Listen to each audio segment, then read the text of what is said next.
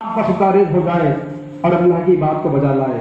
وہ کون سا انسان ہوگا جو آسمانوں پر جائے اور آسمان پر جا کر آسمان کے ہر حصے ہر گوشے میں پروردگار عالم کی بات کو بجا لائے؟ یہ ہمارے بس کے باہر ہے، ہمارے اختیار کے باہر ہے، لیکن ابلیس نے ان تمام چیزوں کو انجام دیا۔ ہر لمحہ اور آن اللہ کی بات میں مصروف تھا اور عابد تھا، افضل عابدین میں اس کا شمار کیا جاتا تھا، لیکن ایک حکم نافرمانی، وہ حکم کیا تھا کہ آدم کو سجدہ کرنا۔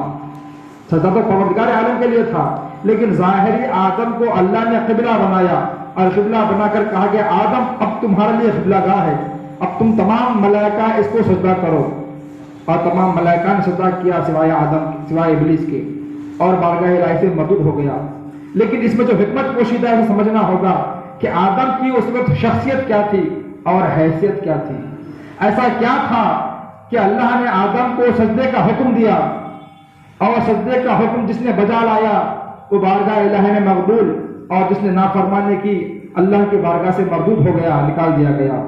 تو اللہ نے پہلے اعلان کیا تھا کہ انی جاعل فی الارض خلیفہ، کہ میں روئے زمین پر اپنا خلیفہ بنانا چاہتا ہوں، ایک خلیفہ بھیجنا چاہتا ہوں۔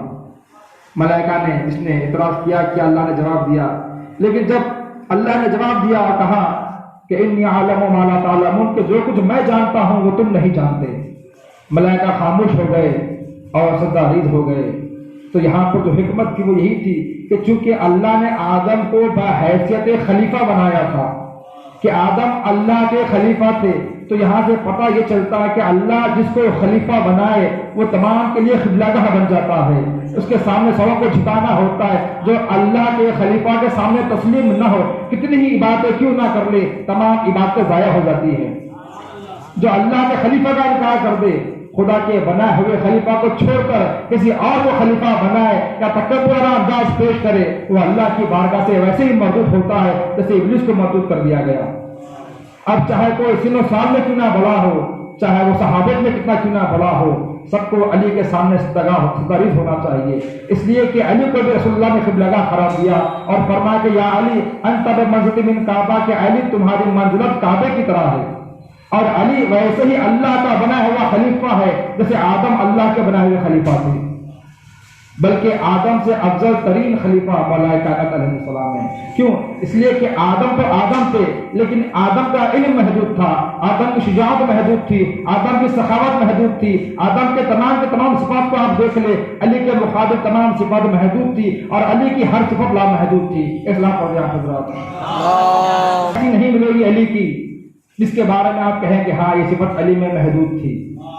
اگر ظاہر کوئی اعتراض کرے، سوال کرے کہ مولانا جناب آدم کی تو عمر 900 سال کی تھی اور مولا کائنات کی عمر ظاہری اعتبار سے 63 برس کی تھی، تو یہ ظاہری اعتبار سے مولا کائنات کی عمر 63 برس تھی، ورنہ علی تو وہ ہے جس نے خود فرمایا کہ میں اس وقت بھی موجود تھا جب آدم جلد و گل کے درمیان تھے، جب آب و مٹی کے درمیان آدم تھے اور خلقت آدم ہو رہی تھی، علی کا وجود اس وقت بھی موجود تھا، جس کے لیے پیغمبر نے فرمایا کہ اول ما خلق اللہ نوری، کہ اللہ نے سب سے پہلے میرے نور کو خلق کیا اور میرے ساتھ ساتھ علی کو خلق کیا، ایک نور بنایا اور اس کے 2 ٹکڑے کر دیے، ایک کا نام محمد رکھا، ایک کا نام علی رکھا۔ اسلام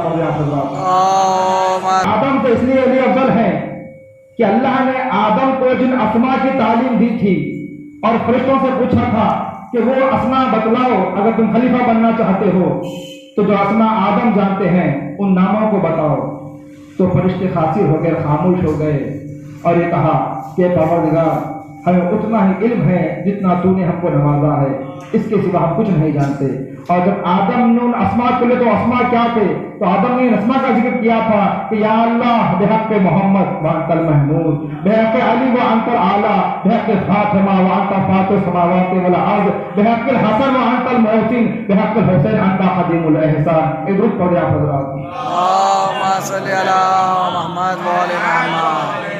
تو جناب آدم نے اہل بیت کے اسماء کا ذکر کیا، اور اہل بیت کے اسماء کی تاثیر تھی، ان کے ناموں کی تاثیر تھی کہ اللہ نے آدم کو خلیفہ بنایا۔ اہل بیت خلافت کے محتاج نہیں ہے، بلکہ جو اہل بیت کا واسطہ دے، اہل بیت کے فضائل کو پڑھے، اہل بیت کی معرفت کو در کرے، اللہ اسے خلیفہ بنا دیتا ہے۔ ایک اور صلاۃ پڑھے آپ حضرات۔ اللهم صل على محمد محمد۔ لیکن افسوس کہ ہم ممبر پر آنے والے بھی کبھی کبھی خطا کر جاتے ہیں۔ علماء سے معذرت کے ساتھ میں ان کی بات کر رہا ہوں جو بغیر مطالعہ کے کچھ بھی پڑھ دیتے ہیں۔ اتنی فضیلت اہل بیت علیہ السلام کی کہ ان کی ولایت کے اقرار کے بغیر خدا نے کسی کو حلالی نہیں بنایا۔ نبوت تو بہت دور کی بات ہو گئی، حلالی ہونے کے لیے شرط یہ تھی کہ عالم ارواح میں علی کی ولایت کا اقرار کر لے۔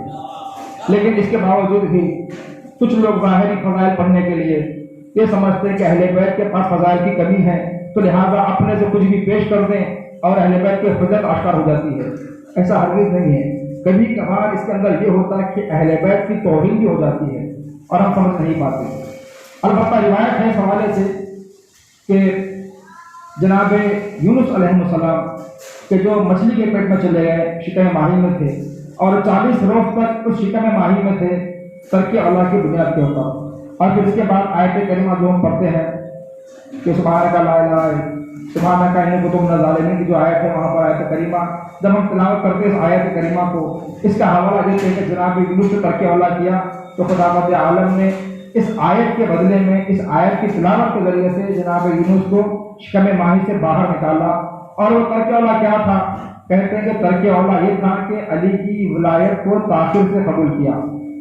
تو سوال یہ ہے کہ جناب یونس شکم ماہی میں جانے کے بعد نبی بنے یا پہلے سے نبی تھے؟ اگر پہلے سے نبی تھے تو علی کی ولایت کا اقرار کیے بغیر نبی بنے کیسے؟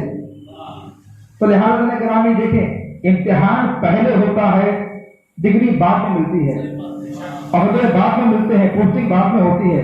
کسی کو پہلے پوسٹ دیا جائے کہ بھائی وہ IAS آفیسر بن گیا اور بعد میں کہہ رہے کہ آپ اس کا امتحان دے دیجیے، تو ہو نہیں سکتا، یہ تو حالات میں سے ہے، یہ عقلی محال ہے۔ لیکن اس کے باوجود یہ روایت ہم پڑھتے ہیں، ہمارے پاس پڑھتے ہیں، وہ اس لیے پڑھتے ہیں کہ یہ روایت آئی ہے عبداللہ ابن عمر سے، خلیفہ دوم کے بیٹے، انہوں نے چوتھے امام سے اس کو نقل کیا۔ اگرچہ ہمارے پاس وہ راوی ثقہ نہیں ہے، معتبر نہیں ہے، ہم نے ان سے روایت کو نہیں لیا ہے، بلکہ ہمارے پاس ان کا شمار خائنین میں سے ہوتا ہے، تو ہمیں روایت نہیں پڑھنی چاہیے تھی، لیکن روایت پڑھتے ہیں اور یہ کہتے ہیں کہ چونکہ جناب یونس نے تاخیر سے علی کی ولایت کا اقرار کیا اور شک و شبہات سے کام لیا، تو لہٰذا اللہ نے ان کو مچھلی کے پیٹ میں ڈال دیا اور 40 روز تک وہاں پر رہے اور آیت کریمہ کی تلاوت کرتے رہے۔ یہ نظریہ پیش کیا۔ لیکن آپ پیچھے جا کر دیکھیں تو جناب یوسف کو منصب پہلے دیا گیا یا علی کی ولایت کا اقرار پہلے دیا گیا؟ بات یہیں پر واضح ہو جائے گی۔ میں نے کل کے مجلس میں بھی عرض کیا کہ دیکھیں، نبوت اللہ جب عطا کرتا ہے تو علی کی ولایت تو تمام ولایتوں سے افضل ترین ولایت ہے۔ ولایت میں والد کی بھی ولایت ہے کہ بیٹے کا باپ بھی اس کا ولی ہوتا ہے، اس کی ولایت رکھتا ہے، اصلاح پر اللهم صل علی بھی ولایت اولاد پر ہوتی ہے، اولاد کے لیے ماں باپ ولی ہیں، وہ ولایت رکھتے ہیں۔ کل کے مجلس میں ذکر کیا کہ والدین کی اطاعت اور احترام کس قدر واجب ہے کہ جناب یوسف علیہ السلام کی نسل میں جو نبوت تھی، اللہ نے اس نبوت کو سلب کر لیا۔ کس بنا پر سلب کر لیا؟ اس لیے کہ جناب یونس کے والد جناب یعقوب علیہ السلام کہ جو نبی تھے اور جناب یوسف کے بابا کے والد تھے، اور اپنے والد کے احترام میں کچھ لمحے کے لیے تاخیر کی اور یہ سوچا کہ لوگ کیا کہیں گے، تو جبکہ والد کی ولایت آپ پر لازم اور واجب تھی، ان کا احترام واجب و لازم تھا، ایک والد کی اطاعت کرنے میں، احترام کرنے میں کچھ لمحے کے لیے جناب یوسف کا سوچنا اللہ کو ناگوار گزرا اور اللہ نے نبوت کو سلب کر لیا۔ اب دیکھیں کہ والد کی ولایت، والد کا احترام افضل ہے یا علی کی ولایت افضل ہے؟ اگر علی کی ولایت افضل ہے اور یہ عقیدہ اور یہ مانتے ہیں، تو اگر جناب یونس نے علی کی ولایت میں تاخیر کی اور تاخیر سے اقرار کیا تو ہونا تو یہ چاہیے تھا کہ جناب یونس سے اللہ نبوت کو سلب کر لیتا، اس کی نسل سے نبوت کو سلب کر لیتا۔ کیوں؟ اس لیے کہ یہاں پر باپ کے احترام میں تاخیر ہوئی تو نبوت کو سلب کر لیا گیا، اور وہاں پر علی کی ولایت افضل ولایت ہے، اگر اس میں تاخیر کی تو نبوت کو سلب نہ کی، نبوت پر باقی رہے۔ تو تو لہٰذا علی کی ولایت کا اقرار یہ تک جب تک کہ ولایت کا اقرار نہ لیا گیا کسی کو اللہ نے حلالی تک نہیں بنایا. نبوت اور رسالت کا بہت بات کا مرحلہ ہے. ایک سوال پڑھو یا خود اللهم